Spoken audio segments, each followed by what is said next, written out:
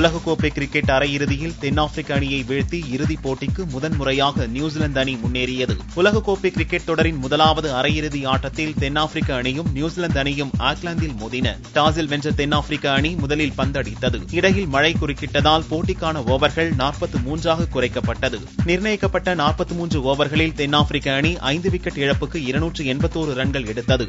Duckworth Lewis முறைப்படி 43 ஓவர்களில் 298 ரன்களை எடுத்தால் வெற்றி என்ற இலக்கு நியூசிலாந்துக்கு நிர்ணயிக்கப்பட்டது. அதனால் ஆரம்பம் முதலே நியூசிலாந்து வீரர்கள் அதிரடியாக ஆடத் துவங்கினர். 42.5 ஓவர்களில் 6 விக்கெட் இழப்புக்கு 299 ரன்கள் எடுத்து நியூசிலாந்து வெற்றி பெற்றது. 4 விக்கெட் வித்தியாசத்தில் வென்ற நியூசிலாந்து அணி முதன்முறையாக உலகக்கோப்பையின் இறுதிப் போட்டிக்குள் நுழைந்தது. நாகை அருகே பள்ளி நிர்வாகத்தால் தேர்வு எழுத அனுமதிக்கப்படாத மாணவர்களுக்கு பள்ளிக் கல்வித்துறை அளித்த அனுமதியால் செவ்வாயன்று தேர்வு எழுதினர். கீழப்பெரும்பள்ளம் அரசு மேல்நிலைப் பள்ளியைச் சேர்ந்த 10ஆம் வகுப்பு மாணவர்கள் 6 பேரை தேர்ச்சி விகிதம் கருதி பள்ளி தலைமை ஆசிரியர் பட்டு ஷீலா தேர்வு எழுத அனுமதிக்காத சம்பவத்தை தொடர்ந்து தலைமை ஆசிரியர் உட்பட 3 பேர் சஸ்பெண்ட் செய்யப்பட்டனர். இதனிடையே 6 மாணவர்களுக்கும் பள்ளிக் கல்வித்துறை தேர்வு எழுத அனுமதி அளித்ததின் பேரில் அவர்கள் செவ்வாயன்று தமிழ் 2ஆம் தாள் தேர்வை எழுதினர். விடுபட்ட தமிழ் முதல் தாள் தேர்வுக்கான தேதியை பள்ளிக் கல்வித்துறை விரைவில் அறிவிக்க உள்ளது. வலைதளங்களில் ஆட்சேபனைக்குரிய கருத்துக்களை பதிவு செய்வதற்கு தடை விதிக்கவும் கைது செய்து நடவடிக்கை எடுக்கவும் தகவல் தொழில்நுட்ப சட்டத்தில் மத்திய அரசு கொண்டு வந்த 66A பிரிவை உச்சநீதிமன்றம் ரத்து செய்து தீர்ப்பளித்துள்ளது. தகவல் அறிய மக்களுக்கு உள்ள அடிப்படை உரிமையை இந்த பிரிவு பறிப்பதாக உள்ளது என்ற வாதத்தை ஏற்று இந்த உத்தரவை உச்சநீதிமன்றம் பிறப்பித்துள்ளது. இந்த பிரிவை எதிர்த்து வங்கதேச பெண் எழுத்தாளர் தஸ்லிமா நஸ்ரீன், சட்ட மாணவர் ஸ்ரேயா சிங்கால் உள்ளிட்டவர்கள் வழக்கு தொடர்ந்தது குறிப்பிடத்தக்கது. ஆனால் தகவல் தொழில்நுட்ப சட்டத்தில் இணையதள பக்கங்களை முடக்க மத்திய அரசுக்கு உள்ள அதிகாரம் அளிக்கும் சட்டப்பிரிவுகளை ரத்து செய்ய உச்சநீதிமன்றம் மறுத்துவிட்டது. தமிழக இலங்கை மீனவர்களிடையே சென்னையில் பேச்சுவார்த்தை துவங்கியது. இரு நாடுகளிடையே மீன்பிடிப்பில் உள்ள பிரச்சினைகள் குறித்து இக்கூட்டத்தில் விவாதிக்கப்பட்டு ஒருமனதாக முடிவெடுக்கப்படும் என்று எதிர்பார்க்கப்படுகிறது. 3வது கட்ட இப்பேச்சுவார்த்தையில் இருநாட்டு அதிகாரிகள், மீனவ பிரதிநிதிகள் பங்கேற்றுள்ளனர். இருநாட்டு மீனவர்களும் சுமூக மீன்பிடித்துக் கொள்வது தொடர்பாகவும் முடிவெடுக்க உள்ளனர். இந்நிலையில் இலங்கை சிறையில் இருந்து 54 தமிழக மீனவர்கள் விடுவிக்கப்பட்ட போதும் ராமேஸ்வரம் மீனவர்கள் செவ்வாயன்றும் கடலுக்கு செல்லவில்லை. இலங்கை சிறையில் இருந்து 54 மீனவர்கள் விடுவிக்கப்பட்டுள்ளனர். ராமேஸ்வரம் மற்றும் புதுக்கோட்டையைச் சேர்ந்த 54 மீனவர்கள் இலங்கை கடற்படையால் சிறைப்பிடிக்கப்பட்டனர். நல்லெண்ண அடிப்படையில் 54 பேரை விடுவிக்க இலங்கை அரசு உத்தரவிட்டது. செவ்வாயன்று ஊர்காவல்துறை, மன்னார் நீதிமன்றங்களில் ஆஜர்படுத்தப்பட்ட 54 மீனவர்களை விடுவித்த நீதிபதிகள் இந்திய துணை தூதரக அதிகாரிகளிடம் ஒப்படைக்க உத்தரவிட்டனர். இதைத் தொடர்ந்து புதன்கிழமையன்று 54 மீனவர்கள் தாயகம் திரும்புவர் என்று எதிர்பார்க்கப்படுகிறது. கலைஞர் டிவிக்கு 200 கோடி ரூபாய் லஞ்சம் கைமாறியதாக தொடரப்பட்ட வழக்கில் டெல்லி நீதிமன்றத்தில் ராசா, கனிமொழி உள்ளிட்டோர் ஆஜராகினர். இவ்வழக்கு செவ்வாயன்று நீதிபதி OB சைனி முன்னிலையில் விசாரணைக்கு வந்தது. அப்போது வழக்கில் குற்றம் சாட்டப்பட்டுள்ள ராசா, கனிமொழி, ஸ்வான் டெலிகாம் அதிபர்கள் சாஹித் பால்வா, வினோத் கோயங்கா, கலைஞர் டிவி நிர்வாக இயக்குநர் சரத்குமார், இயக்குநர் அமிர்தம் உள்ளிட்ட 14 பேர் நேரில் ஆஜராகினர்.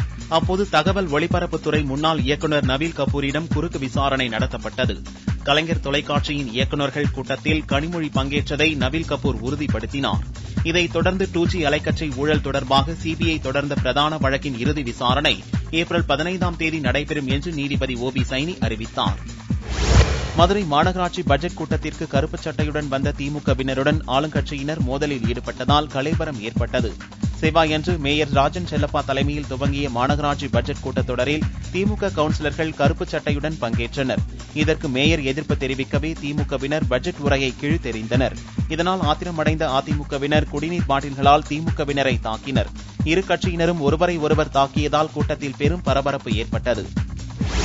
தமிழக பட்ஜெட் கூட்டத்தொடர் புதன்கிழமையன்று துவங்குகிறது.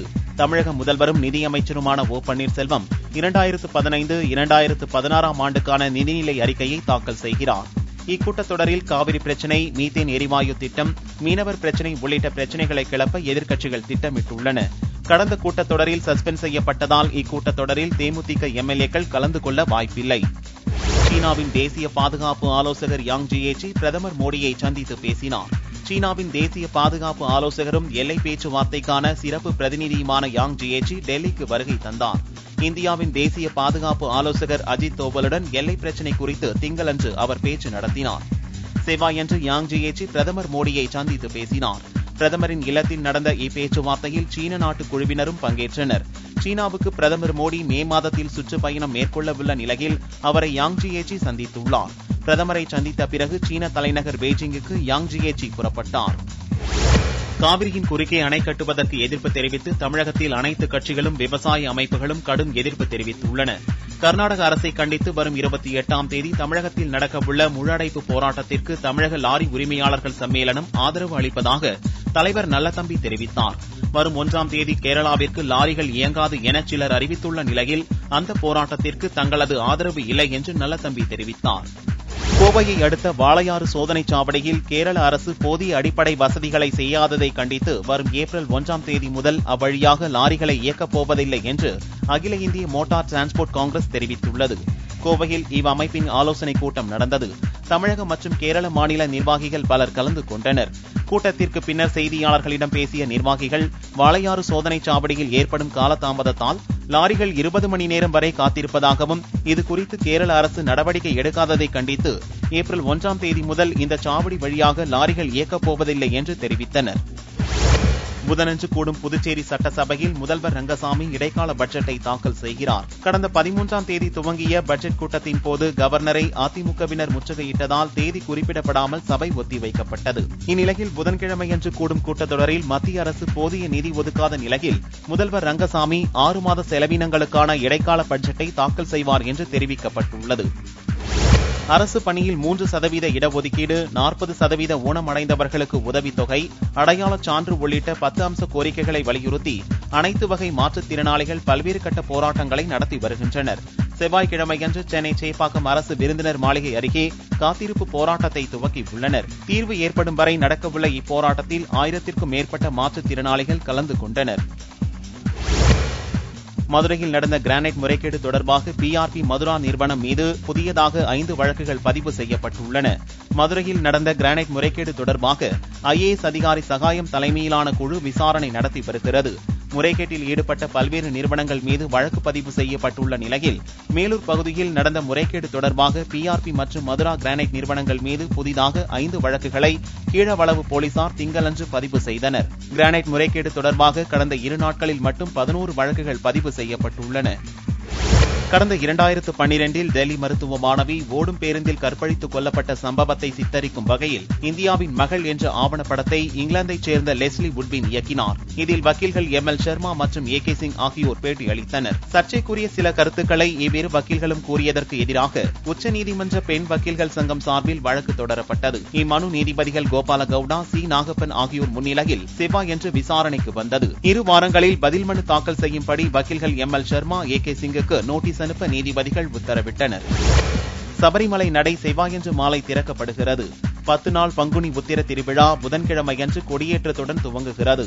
பங்குனி பூஜைகள் முடிந்து கடந்த 19ஆம் தேதி இரவு நடை அடைக்கப்பட்டது. பங்குனி உத்திர திருவிழாவிற்காக செவ்வாய் மாலை 5 மணி அளவில் மேல்சாந்தி கிருஷ்ணதாஸ் நம்பூதிரி நடை திறந்து தீபம் ஏற்றுகிறார். செவ்வாய் இரவு 10 மணிக்கு நடை அடைக்கப்பட்டு புதனன்று அதிகாலை 5 மணிக்கு நடை திறந்து நிர்மாலய தரிசனம் மற்றும் நெய் அபிஷேகம் துவங்கும்.